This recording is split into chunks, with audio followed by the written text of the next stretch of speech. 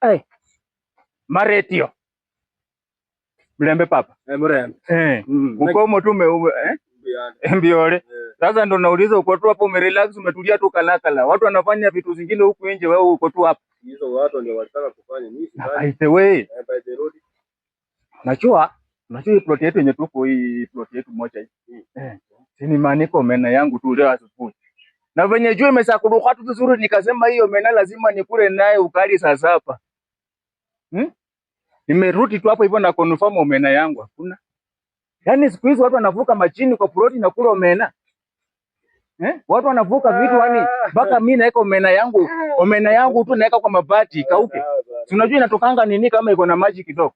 Vitu zingine baadaye utafuta omena mzuri bado. Hiyo omena ilikuwa na mawe. Sasa omena yangu nimeweka kwa mabati. Wewe unachungulia kwa mabati yangu? Ilikuwa na mawe bana hata baba. Unachungulia kwa mabati yangu kujua kama chenye ni manika iko na mawe ama hii. Kidogo initoa meno. Sasa even ivoli mena chaji.